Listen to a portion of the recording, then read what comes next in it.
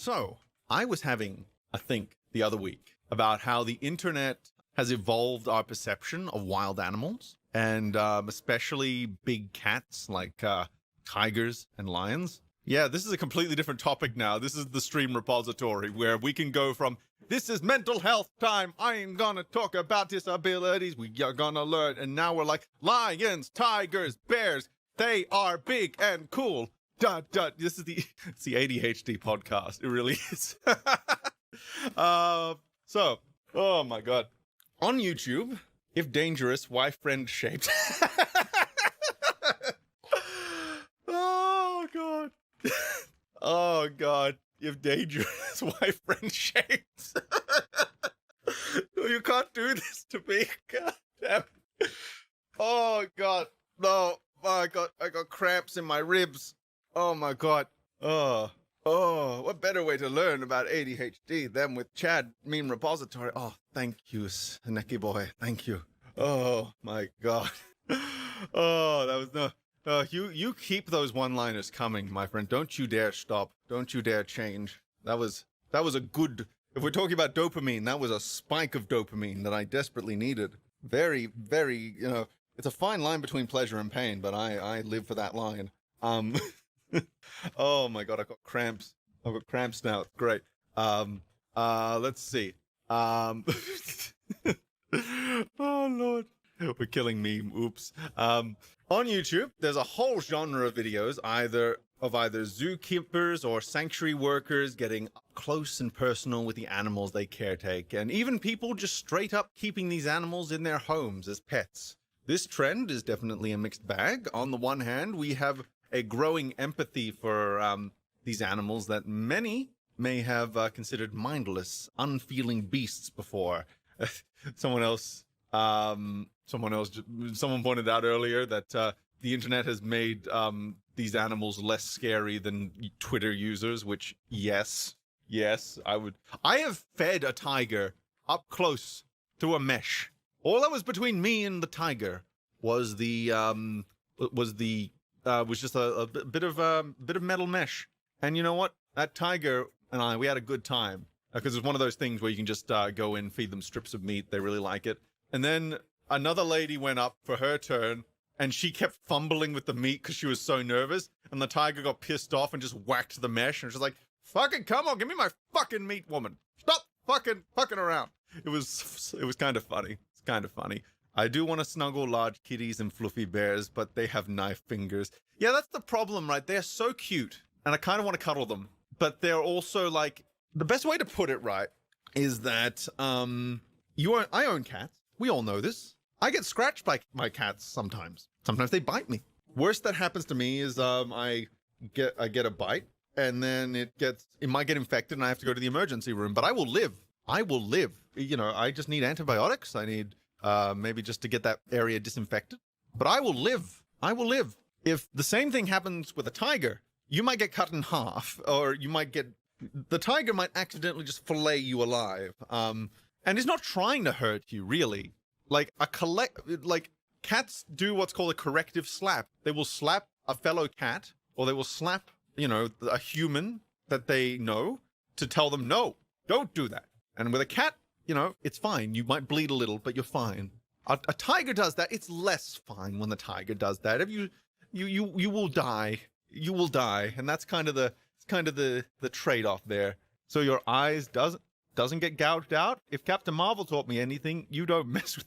To be fair, that cat was a Lovecraftian entity, and also, what the fuck? Why was that the way you got his eye out? I'm so cut by that film.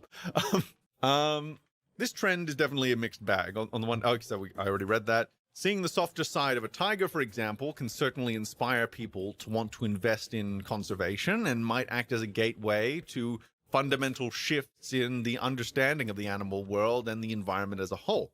On the other hand, channels like this may inspire imitators, rich kids looking to gain clout by bringing dangerous animals into their homes, completely ill-prepared to handle their needs. As far as these channels themselves are concerned, I don't think we can cleanly judge them as good or bad as a whole. Some people are more responsible than others, and I dare say that each channel needs to be judged on a case-by-case basis. Michael Jamison, for example, has two tigers, Enzo and Diego. Both of them were rescues, unfit for the wild. He carefully hand-reared both of them, and when they got too big to have free access to the entire house, he built a spacious enclosure to live in. He's got a big, almost mansion area, and he sacrificed his whole backyard just so his tigers could have a lot of space to move around in. It's pretty... And unless it's an emergency, he no longer goes into the tiger enclosure as he recognizes the dangers of owning these animals. Michael is an example of responsible ownership. He's actually got dozens of animals, from dogs to cats to turkeys and even monkeys. And his house is basically designed around the needs of each animal. And I've even heard that he gets up at 3 a.m. every day to begin preparing their food. Not going into the enclosure is an especially important quality for tigers in particular, as even the friendliest tiger can accidentally maim you. Anyone who owns a cat knows this all too well. Maybe you've been petting them too long. Maybe they're overexcited. Maybe they're grumpy. Point is, most cat owners are going to get scratched or bitten at some point. With an animal that size, it's no big deal. Get any cuts or punctures looked at by a doctor and disinfect as needed. If a tiger lashes out in the same way, that could be game over right there. This brings us to the opposite. I've been streaming for a while. Maybe they're just a bit too... Legitimately, yes. Like a big cat playing with you in just a way it would play with another member of its species. Die. You die. You die. You die. You die. You die. That is how we say that's plain and simple there. You die. There's no middle ground. You die. It only takes about 10 licks of a tiger's tongue to strip flesh off your bones. You think a cat tongue is rough? A tiger's tongue, that's designed just to... It's like your cat's tongue on steroids. It's yeah, you die. They're so friendly. The main thing I've learned from looking at big cats, like I watch an obscene amount of big cat videos on YouTube. It's a little bit of an addiction of mine. And the main thing I observe, and I'm so consistently impressed by, is that while there are differences, a cat is a cat is a cat, no matter the size. There are so many shared behaviors between all of them. There's something satisfying about seeing the same behaviors in my little cats as I do on a giant tiger or even a liger or a leopard or something like that. We need to genetically create big animals that are safe to handle. That's something I've always thought about. Because, domestication is a very hard process. And there are some animals that are more suited to domestication because they're easier to handle in the short term. But I just wonder, when we get, we're already becoming genetic engineering gods in a way, with CRISPR and everything. So what happens if we crack the genetics behind domestication and we can just domesticate any animal on the fly? What would a domesticated tiger look like? What qualities would it have? What features? I've not seen anyone draw up how you have that speculative evolution art that's kind of fascinating. I want someone to do that, but do a hardcore scientific approach to what if the tiger or the lion was domesticated, not tame. There's a difference between taming, which is to say that it's been conditioned from a young age to see humans as good, versus domestication, which is genetic predisposition towards humans, which, by the way, cats are barely domesticated. It's kind of misleading to call them domesticated, they are barely different from their wild ancestors, so they've still got so much wild inside of them, which is kind of half the appeal for me, honestly. But yeah, they're at such a size that they're probably not going to hurt. I want to see what that would look like. That would be interesting. A genetically engineered tiger the size of a house cat. I want a tiger cub that doesn't grow up, because I love how big their paws are. It's so fucking cute. It's the cutest thing. That's what I love about big cats. That's what I love about tigers in particular. They got such big paws. I love it. They're so cute. I want to hug them. I want to shake their hand. I like tigers a lot. Which is why I met one. I also met a cheetah. That was really cool. I actually got to go into the enclosure with the cheetah because cheetahs don't hurt humans. And they can't, and they would actually struggle to hurt a human because their claws are like dog toes. So they're actually, they're not, they are not designed for slashing. They're designed for righting themselves on the ground to increase their speed. And they're so lightweight that they don't see humans as prey. So they basically just act as giant house cats. Cheetahs are the safest big cat to own easily. They're so cute. They purr. They don't roar. They make little, they sound like a fucking bird when they vocalize. They chirp like birds. Cheetahs are like, they're so, I want one, but I shouldn't have one ethically, but I want one, you know? Oh man. Man. Something fascinating to think about. This brings us to the opposite end of that spectrum with the many subjects of the documentary Tiger King. I've only seen the first series, though I found out that there have since been more, so seasons 2, 3, 4, some standalone specials. I think there was also a Tiger King movie about Joe Exotic or something. I do have criticisms of the documentary itself, but I think the personalities on display are interesting to unpack. The main trends you see are the animals being used for status. They're caretakers going into their enclosures, even allowing members of the public into the enclosures. And instead of focusing on a select few animals, instead of like just taking care of a few select animals within their means, they instead have dozens of big cats mingling and breeding in tiny little shared enclosures. It's not good. Like, there's something I noticed while watching the documentary was that there were a lot of hybrids just mixed in with the regular cats, which means they've got free reign. They can do what they want. You know, tigers are fucking lions. Lions are fucking tigers. There's probably a lot of genetic defects going around. There were the cubs were being put down when they weren't cute anymore.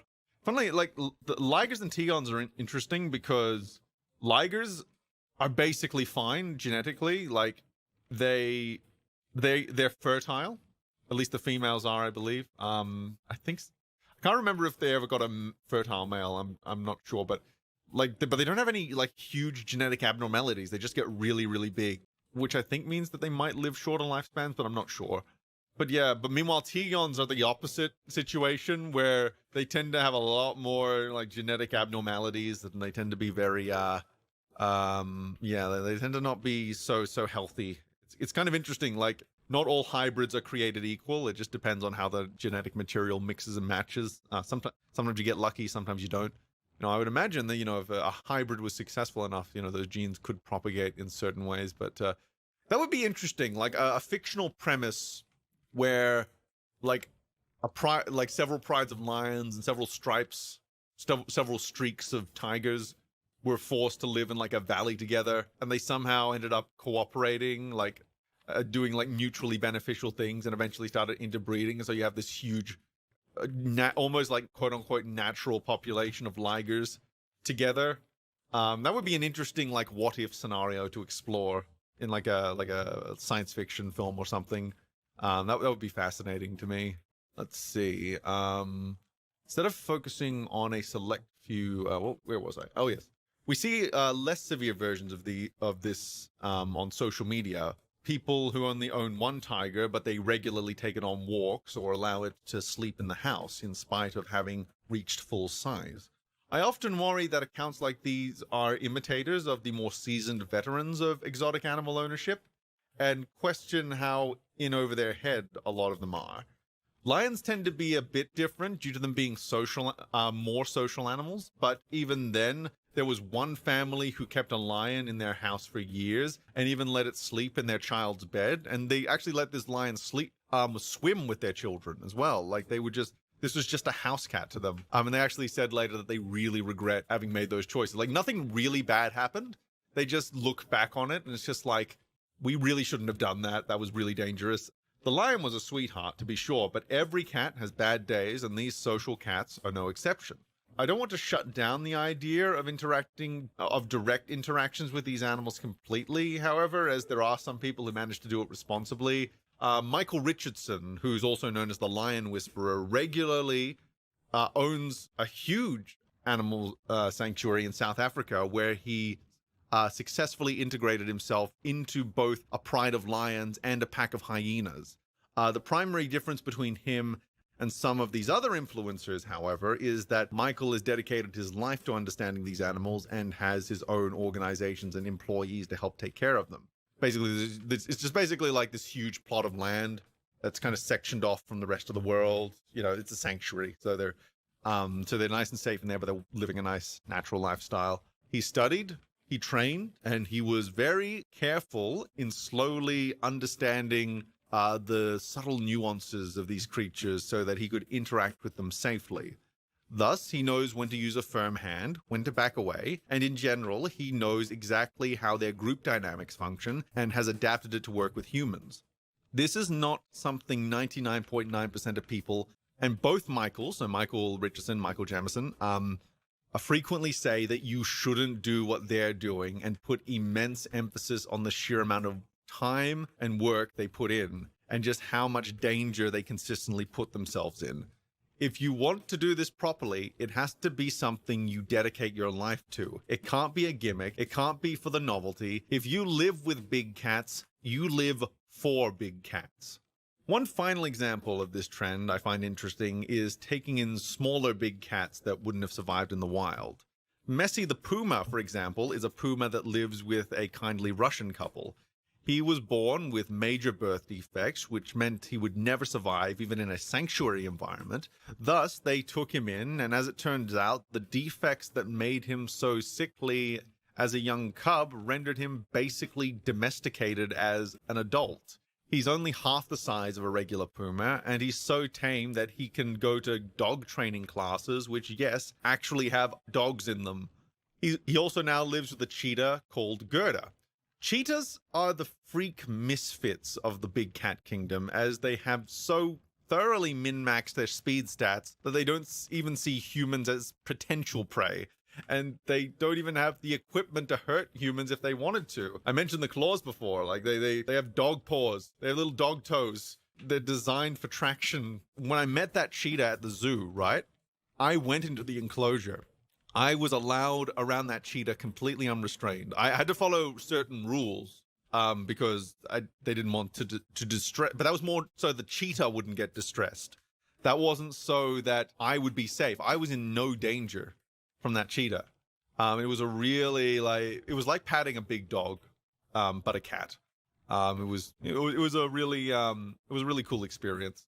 I kind of want to do it again because they have you can now go on walks with it and stuff.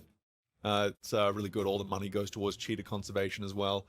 As a result, cheetahs tend to be the sweethearts, tend to be absolute sweethearts in domestic settings. And although I still can't recommend keeping one, as they require a lot of space and an immense amount of resources to keep happy, they are definitely safe to keep under most circumstances. To date, there hasn't been a single recorded human fatality to cheetahs in the wild. We also have Luna the panther, who had similar birth defects to Messi, and is not only super friendly, but she's also best friends with a Rottweiler.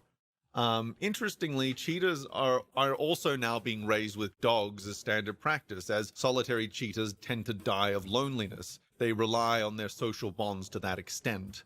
Enzo and Diego, the tigers, were also raised around dogs and will often play with Michael's dogs from the other side of the fence. They were also raised around cats and stuff, so they're very socialized with other animals.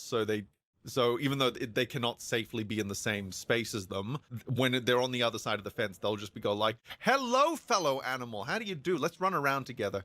So yeah, this is definitely a topic that has a lot of extreme opinions either side. And I wanted to try and give a more nuanced perspective on it, as I think people either dismiss the entire practice as barbaric, or they go completely the opposite direction, declaring there are no problems with keeping these animals keeping these animals in more domestic settings. And I think both miss the complexities of the issue, especially because these animals aren't exactly thriving in the wild at the moment. So although this is an imperfect solution to be sure, there are undeniable benefits that need to be weighed up and considerations to make. It's an interesting conversation, to say the least. I find it, I don't mention things on this show unless I find them interesting. Let's do a little interaction. Ligers are cool because they're bloody huge. They can weigh up to 1,000 pounds, I'm pretty sure. They are just gigantic. Unfortunately, they overfeed them a lot of the time. They overfeed the ligers. They get so obese. I'm not talking about they get large bones. No, I mean they're fat. Most ligers you see for some reason in photos are fat. They're clearly being overfed. I don't know why that is standard practice to overfeed them. Maybe it's because they keep growing, so it's hard to calculate how much food they need, but I don't know. It is unfortunate, to say the least. Cheetah meow sound effect. You look, first time I was curious. You know, I asked the question, what sound does the cheetah make? Because I'd never actually heard the cheetah make a sound before. I Googled it. I went to YouTube. And the first thing I heard was... and I'm just like, motherfucker. That's fake. That has to be fake. And then I looked up another video. What do I hear? And it's just like, what is happening? Well, Wikipedia makes a distinction between obese ligers and non-obese ligers, so I'm thinking that they're not naturally fat. I don't know. I'm not a biologist, unfortunately, or a zoologist, so I'm taking the best. I'm making the best guesses I can with the information I have. Man, animals are weird. They are very weird. They don't make the sounds you think they make. They don't behave the way you think they will. You can scratch a lion's belly. It's weird. You know, there's a guy, you know, there's Brutus the bear who like eats birthday cake on his birthday. Lets a human ride him for very short periods because they have such a close bond. Bears are cool too. I want a bear, but I don't want a bear. But I want a bear, but I don't. You know, there are so many animals I want, but I really don't want, if that makes sense. I like the idea of having them. I don't like the reality of ownership. They could have hormone deficiencies, which cause them to gain weight too much. That's true. Like that, I could imagine that. I just realized if we colonize other planets like Mars, people will grow up with like no animals. That's the thing, right? That's the thing that you gotta think about. I think if we get to the point where people are reproducing on the other planet, we probably might be at a point where we can bring animals over as well. We definitely need to bring along a lot of bacteria because so much on Earth relies on bacteria colonies, including our own guts. So we need to bring along a lot of bacteria. That's kind of a non-negotiable. I would like a cat-sized bear without the death clause. Yeah, that would be nice. The possibility of getting yeeted into the afterlife. Yeah, that's kind of the thing that stops me from thinking about it. That and the obscene cost of keeping them alive. Either you get yeeted into the afterlife or they get neglected into the afterlife. That's kind of the two realities I have to wrangle with when thinking about owning such creatures. Fascinating, though. That's a terrible tragedy. Yeah, like, I watched one video that was a zookeeper who put a really big emphasis on the fact that he needs to give the bears a lot of attention because he doesn't want them to go neurotic. Because that's another thing, like animals in captivity, keeping them stimulated is a very big challenge. Herbivores are easier than carnivores for obvious reason. But yeah, it's the kind of thing where it's like, it's an ongoing quest in the zoological field, I imagine, to find new ways to keep them stimulated and to recreate help their natural instincts and stuff. Meme, thoughts on monitor lizards? I think they're neat. I think they're nifty. Don't want to go near them because I might die. But man, they're kind of neat. Kind of neat. Reptiles are actually interesting to me because we're discovering that they might be more emotionally complex than we initially gave them credit for. Like, there are crocodiles that people have kept as pets, and they seem to actually enjoy being around their owners. Like, they will refuse food from people who aren't their owners. And there's, like, have you heard of Wally the alligator? Like, he's a small alligator, right? And he's known for giving the best cuddles. And he's so tame that he can be taken into kindergartens on a leash, and he'll hug the kindergartners. And he's registered as an emotional support animal for his owner because he gives the best cuddles. What's the refresh rate on a monitor lizard? That is a good question. I had a bearded dragon once. It didn't remind me to feed it, so my parents kept having to feed it. So eventually we gave it to someone else. Sharks like cuddles too. Yeah, that's true. Like, something I've been really fascinated about is that animals that aren't mammals seem to also have emotional complexity to them. They seem to enjoy being around humans. At least some of them do. It makes you think, doesn't it? It does make you think about, like, at what point does emotion... Because you would think that would be a very mammalian thing, right? The emotions and the enjoyment of company. But it seems to be it seems to be more universal than we initially thought. All the time we find out new nuances to animals we previously believed to be... I suppose a bit more basal. I will hear rhinos in captivity are very similar to dogs. I'd believe it. I'd believe it, honestly. No recorded deaths to orcas in the wild. That's actually really interesting. I know that they're dicks to, like, whales and stuff. and other dolphins, I guess. Rhinos in the wild kill anything that moves, but that's because of their environment. I would especially attribute that to poachers as well. Like, there's probably something instinctual about a rhino in the wild that knows that these hairless apes that walk upright, they come around with their magic boomstick, and it's really loud, and someone dies every time the stick goes off, and then they take the body away. It's like, I would not be surprised if if the rhinos are just conditioned to just attack on sight with how much they're hunted. Elephants are really interesting too, because they're really intelligent.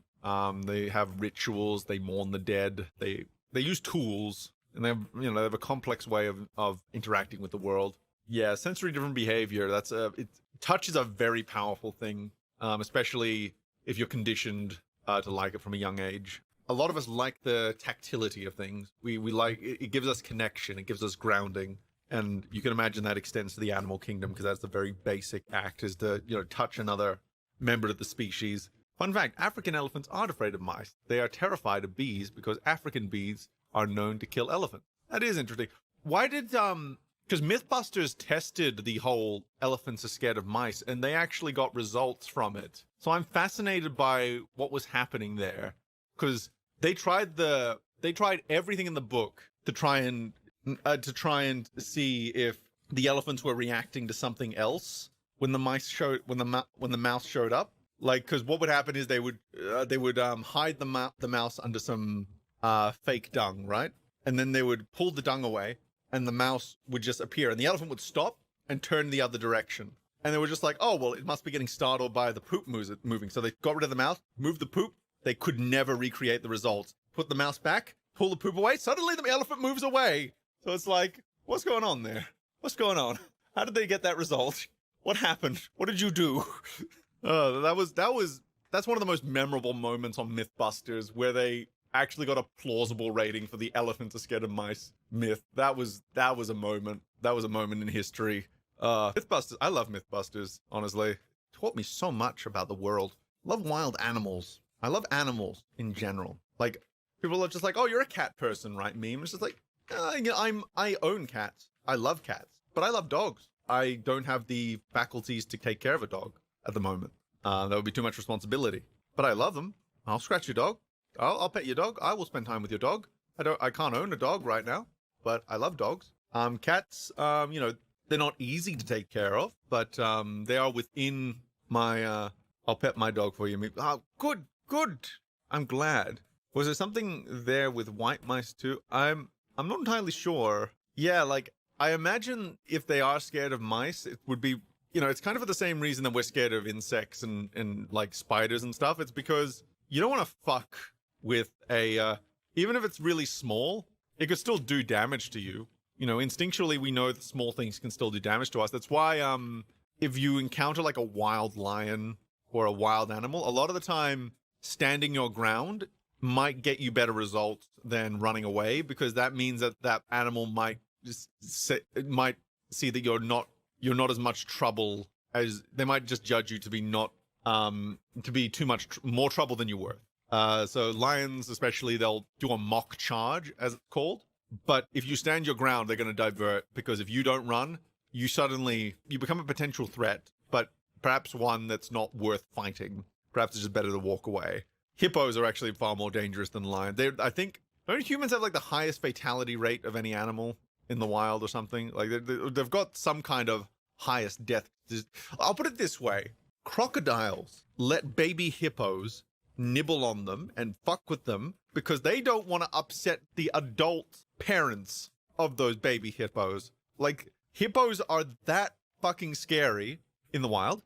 In domestic settings, they can be sweethearts, but in the wild, they are so pants-shittingly terrifying that crocodiles will fucking let their young harass them out of fear for their own lives. Man, animals are interesting, and the more we learn about them, the more interesting they become. Surprised I don't have a bit on dinosaurs in this thing, but I guess it's long enough as it is. I heard that hippos can take multiple RPGs. Look, there are so many statistics about hippos that I would believe them good. Please don't hurt me, crocodile. I heard some crocodiles or alligators tend to share nests with birds. That sounds familiar. I know there are some there are some lizards that will like kill the baby birds in a nest and then lay their own eggs there. Not sure about crocodiles though, but that sounds about right. Hippos are walking tanks, 100%. There's like rhinos look like from the outside probably look more intimidating. Same with elephants, but like the hippo, it is such a you don't fuck with the hippo. Crows are best friends with wolves. They are such good friends that crows will snitch on coyotes for wolves to kill them. Yeah, like well, I actually like ravens and crows. They're like insanely intelligent, aren't they? They can imitate speech really well. And, they collect shiny objects just because they like them aesthetically, and they'll decorate their nests, and they're scarily smart. They are scarily smart, ravens and crows.